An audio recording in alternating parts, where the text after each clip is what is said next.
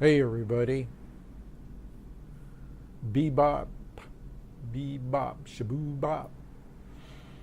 Gonna talk about jazz today because I spent a lot of time playing it as a drummer. Now, a lot of people know me as a Native American flute player. That's not my main axe, that came later. Oh, by the way, I want to comment on that video that I did, the last one on presence. I hope you've been practicing that. Uh, Something I wanted to mention about that is that I think is important is that you really get into the thing when I talked about seeing things that not as objects but as patterns. Really want to get into that because I got out in nature yesterday and it was like, yeah, that was the thing that really kicked it in. Got to keep up on it, people. Got to stretch that consciousness. So I played jazz as a drummer for, I think I started when I was 11 or 12. My parents raised me on swing music, okay, the big band era with Benny Goodman and Glenn Miller and Gene Krupa on the drums. He was like my idol at one time, and Buddy Rich, and all these guys that were in the big band era. And during that era, the bebop was starting to come in, and a lot of guys were playing that in their solos. They were using that phrasing. Bebop was a offshoot of swing, or an evolutionary process of the jazz idiom. And so I was into all that stuff. I played, when I was a kid, I started off with one drum and a little cymbal, and it evolved into a drum set, and then evolved into having, playing in the school pit band in high school, and the marching band, and a lot of private groups. So when I was like 16, I was playing jazz in clubs, and I was playing rhythm and blues at 16. Actually started around 14 or 15 with the swing, and then it evolved into just more rhythm and blues, funk, James Brown type stuff, all black oriented, Motown. I was more into the black thing. More soul, I thought, but then later I was to find that soul has nothing to do with color. But I played it. I hope you know who James Brown is. If you don't, look it up. The father of soul, the godfather of soul. Probably the funkiest man that ever walked the face of the earth, him and his band. I played at his penthouse party in Phoenix, Arizona when I was 16 with a blues band. That was an experience. Both the penthouse party and the listening to his rhythm section all night long. James was off in the rooms doing other things we won't talk about. Played with a lot of heavyweights, backed them, sax players, trumpet players, people probably you wouldn't know about unless you. Blue Mitchell was one, Art Pepper. Heavy duty jazz musicians, and then of course there was the little stint with Luis Gasco, who was a trumpet player who taught Santana how to play jazz, and was a giant in his own right. They called him Little Giant. And he also played with Joe Henderson, and I listened to all the guys like Coltrane and Miles Davis, and played a lot of their stuff and played everything. I looked at myself more as a studio. I could play anything, rhythm and blues, funk, soul, anything. Like Ray Charles, he could even do country and western and make it sound soulful. Ray Charles was another one that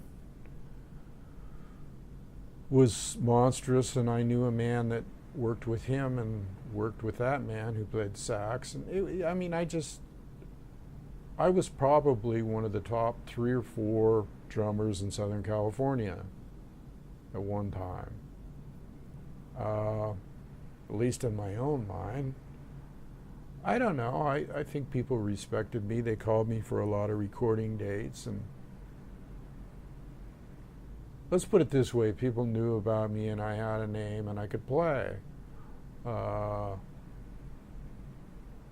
like I say, it evolved into salsa and all kinds of stuff. So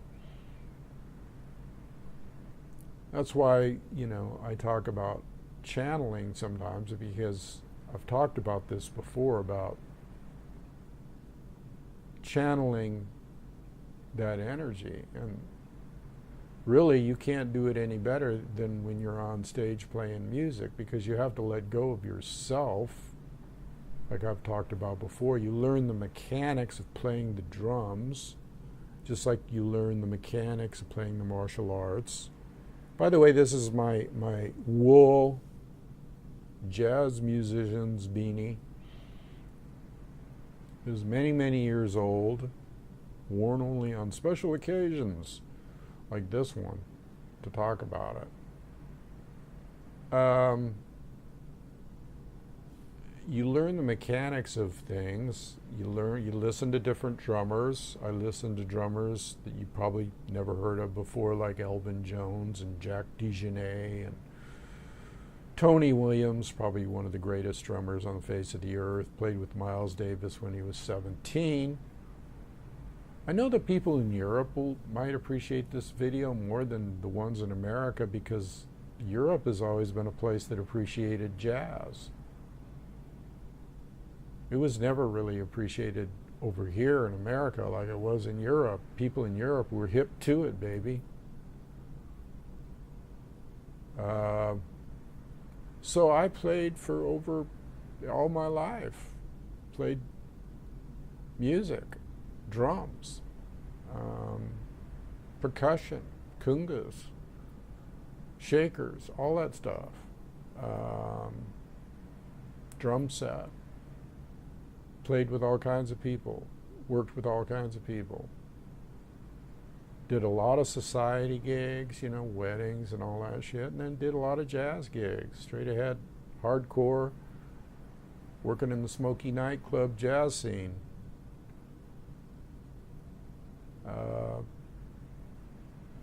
It was fun. It was a kick. Met all kinds of people, met lots of ladies. Just had been around the block 3 or 4 or 5, 6 times when you do that shit. Okay.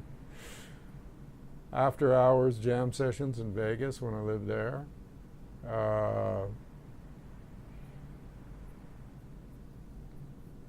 Lots of ups and downs in the music business. It's either feast or famine.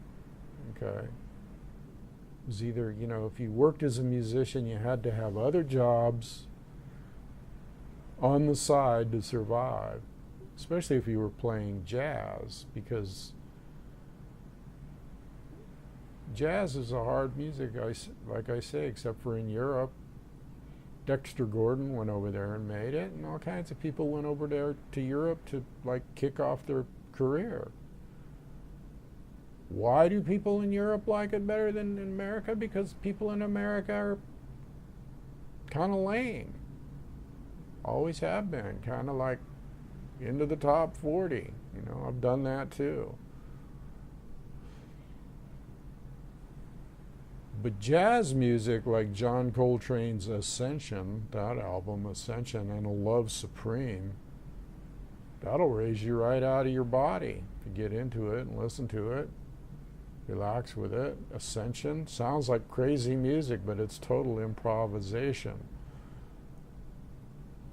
The difference between classical music and jazz music is that classical, you read all the little notes on the page exactly the way they are, and in jazz music, you read what they call the head to the tune, and you play all the little notes on the page exactly like they are, and then you improvise on it. You take it way outside the the box, way outside the thinking. You improvise, but you know what you're doing. You're not just playing crazy shit. You're following the theme, and you're following the changes, the chord changes. And you might take 20 choruses. You might solo for a long time, improvise for a long time, and then boom, come right back down to the head, to the theme of the tune, and play the head, and go out. And the head is the part that is you recognize, in jazz. So there's all kinds of roundabout midnight tunes like that, I would suggest, if you want to get into jazz. Miles Davis, Roundabout Midnight. And Thelonious Monk, some of his stuff, and John Coltrane, definitely. A Love Supreme, and Live at the Village Vanguard is a good one, and just some great musicians. Fantastic musicians that died way too early. Hard lifestyle, I guess. I know, I've been there.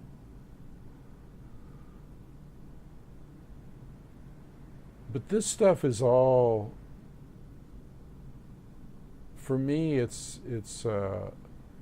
was consciousness raising music. I always went in that direction. It's like a lot of people didn't understand it. Ooh, I don't like jazz. Well, that's because you don't understand it, and you have to acquire a taste for it, just like you do classical. It's a matter of opening up your mind, just like with anything, and not just listening to the top 40, all this candy ass shit, we used to call it, but getting deep into the roots of music. And really, jazz is one of the few cultural things that we have in America, true culture that came from America, okay, that was born in New Orleans. You had guys like Bix Beiderbecke and Louis Armstrong, Satchmo, and guys that were in New Orleans that took it to Kansas City and St. Louis, and it spread from there. And you know where it was, where jazz originated? In the whorehouses, for the most part. So it was a mixture of,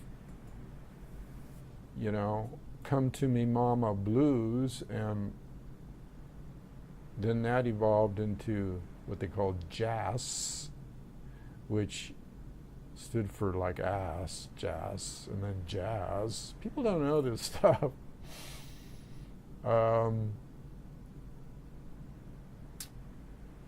But it's a truly cultural music because it mixed the rhythms of the field hands, the black field hands that worked in the fields as slaves, and the shouts that they used, and it took, from European, it took the chord structure, chords and that whole thing, and combined it, and it was born embryonically into jazz, because you had syncopation, and you had the black thing and the field hand shouts, and then you had the European rudimentary stuff, okay, and you even had rudiments in the drum. In drumming, you had to learn the 26 rudiments. Okay, like you were playing in a marching band or a European band, but you mix the feeling and the spirituality. Let's put it that way: the spirituality of the field hand and the slave. I mean, deep stuff. The field cry, almost like they would do on a chain gang or out in the field or on the plantation or whatever. And it had a rhythm to it, a soulful rhythm. And you mix that with the musical component.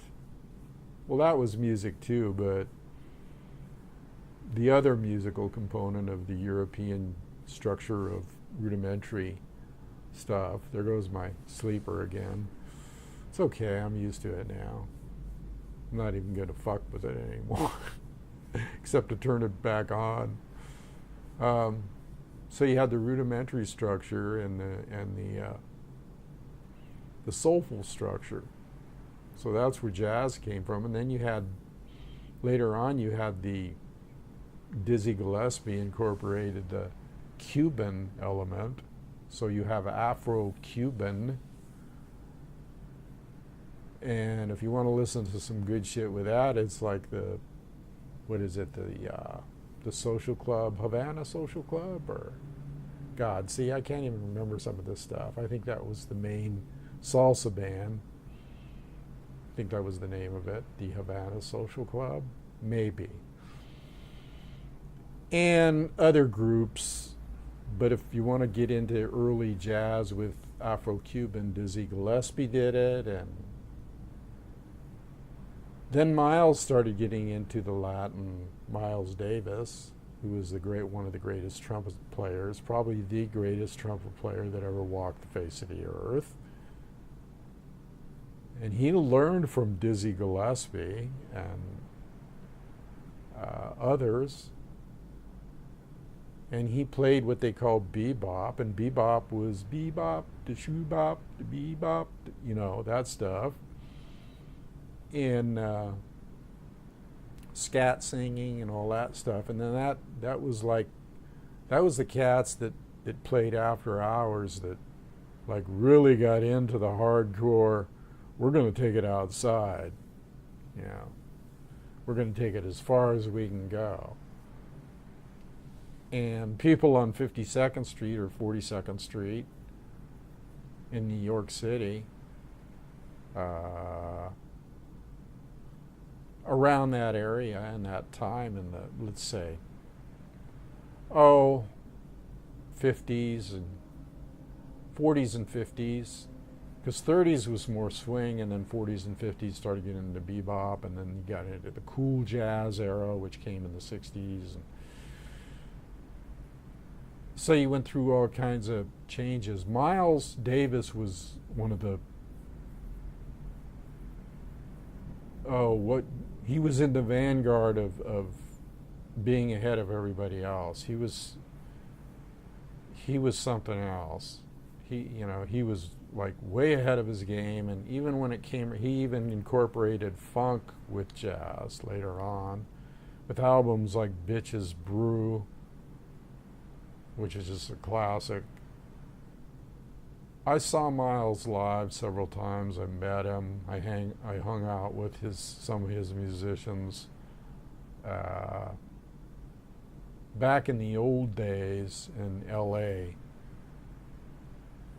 at a place called Shelley's Manhole, and Shelley Mann was a drummer, so it was a little twist on Shelley's Manhole in L.A.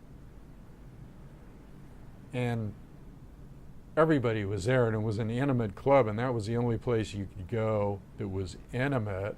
I'm talking about sitting in the front row about 2 feet away from them,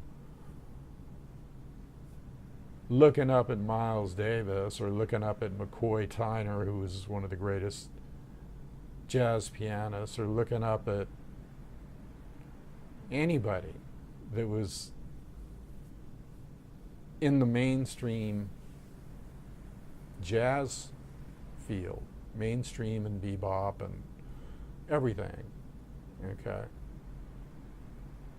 And I saw Tony Williams there, the young drummer who played with Miles Davis when he was 17. He was one of the greatest drummers there ever was, and I hung out with him and some of his crew out in the alley, and we did things out in the alley too that were probably frowned upon by certain elements of society. Anyway, I won't even go there. But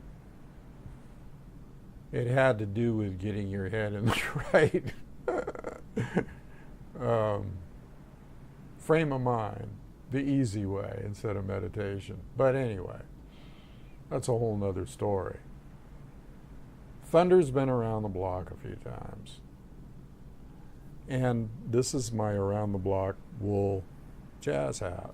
And if you look at the side, it could be a Depression era hat too. If you turn it around, then you got the little deal in the front. See, when you wear hats, it puts you in a certain frame of mind. You'll notice I wear different hats.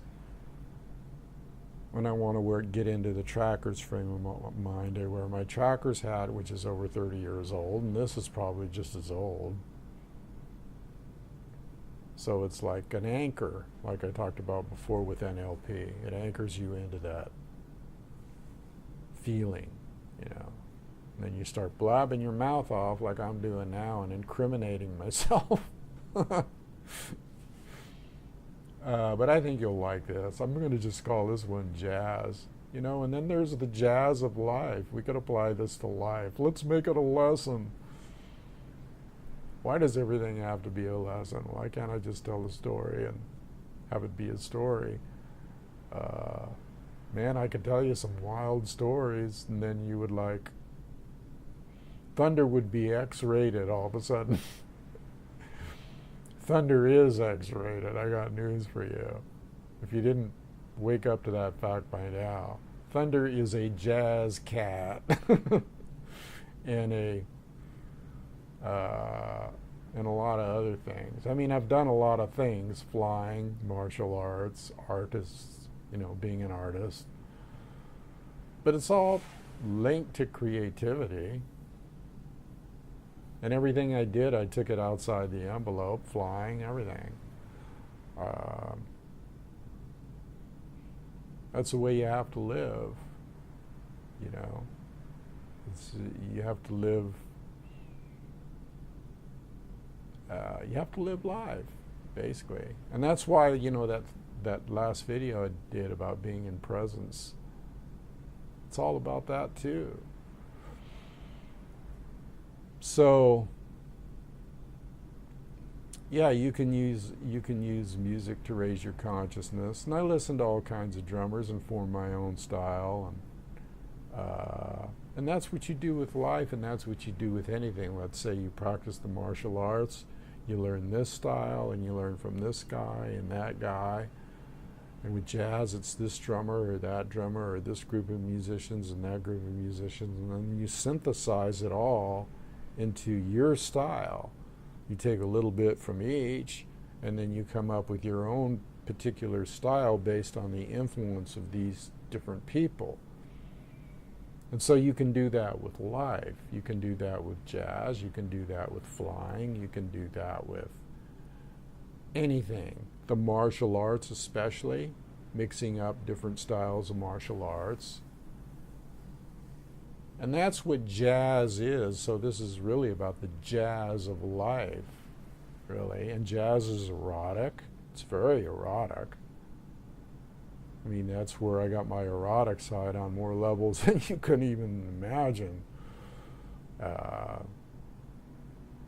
Just the music alone, you know, when you're on stage, you'll just play for a particular woman that you see in the audience sometimes. You'll just direct your energy at her, and she feels it, and you know she feels it.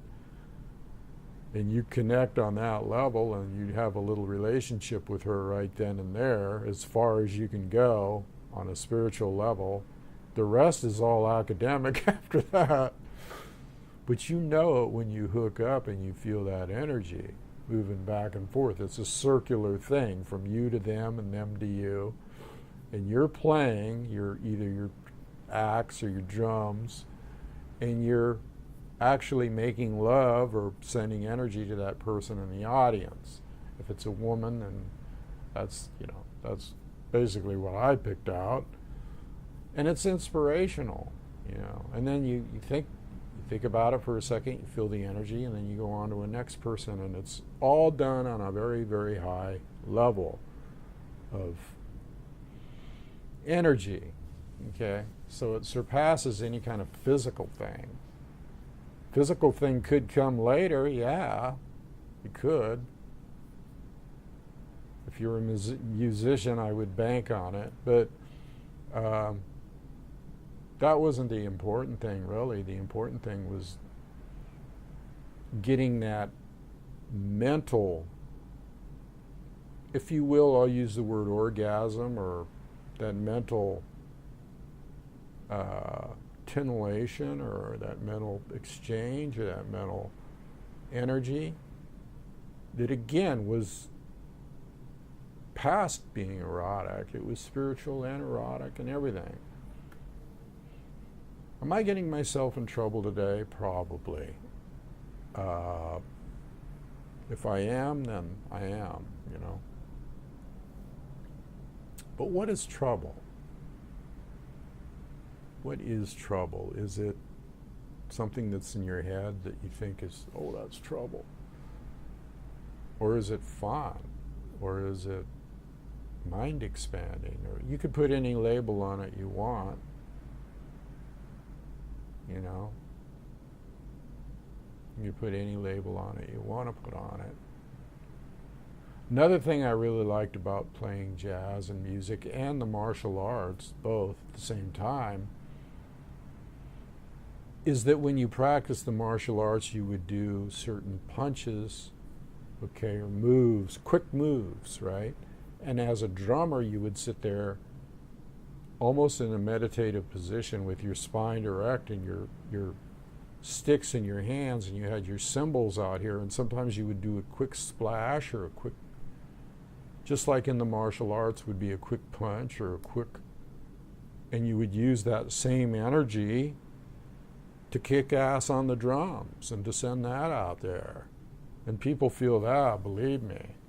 So you're in shape and you're on the drum stool and you're behind the drums and you're just like expelling all this energy, and your aura's expanding out, and it's encompassing all these people, and it's grabbing their minds. And then all of you as musicians together are melded into one and projecting that energy out there, so that the people are just like, oh, you know, they're taken over by it. They're actually possessed by it. Because they let themselves be. They open up to it and just go, take me away, brother. And that's what it's all about. That's what life is all about. Life is jazz. And that's how it should be. Life is improvisation on a theme. And the more you think of it that way, the more fun you're going to have.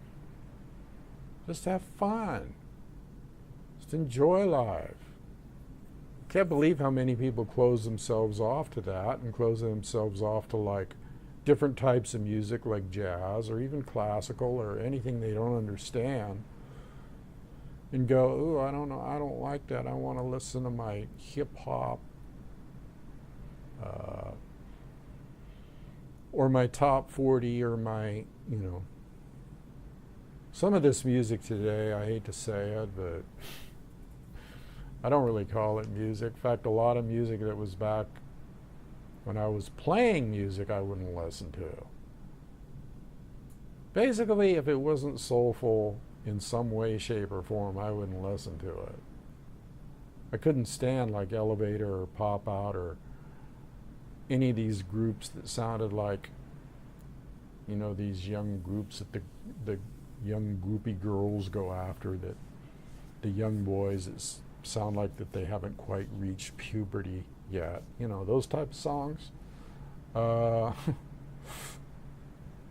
Didn't cut it for us, not our crew. We were like, it was even hard to play some of that shit when you were asked to play it on a regular gig, which you had to take sometimes, top 40 or whatever. But if you took those type of gigs, you tried to get the soulful ones where you played the Motown, okay, and the Otis Redding and the Wilson Pickett and the James Brown, and I could go on and on with the funk stuff, okay. And there was even a group of musicians that worked in Motown called the Funk Brothers, and they played on every funky tune there was, every Motown, every Aretha Franklin, you know, Wilson Pickett, James Brown, The Temptations. I mean, I could go on and on and on. So if you listen to what we called the music that was under jazz, that was commercial, you would go that route. Not the white route, not the Fabian or the... Elvis was pretty cool, but get my drift here? It was more in the black idiom. Funny that everything should go black when I'd say that, huh? I don't know. God damn it. This it's okay, I guess. If I keep moving my mouse, now see if I move the mouse, see there it is. If I move the mouse, that wouldn't happen. If I had my hand, I guess that's what I'm going to have to do. Because if you move the mouse, then it doesn't go into that, you know, blackout shit. Sleep. It wants to go to sleep. Well, I guess sleep's all right. Well, before I put you to sleep with all this jazz stuff and all that good shit, I guess I'll just, it's getting near that time, so I'll just put this one out there as jazz or whatever. And, you can watch it and make of it what you will. If there's any message here, maybe it's improvisation or, again, thinking outside the box. And that's just the way it is sometimes. That's just the way your life is thinking outside the box. But I just thought I'd talk a little bit about one of the things that I've done that I don't talk about too much. So until next time, it's bebop, shaboo-bop, shabee-bop, diddly-bop, boo-bop. I'm out of here.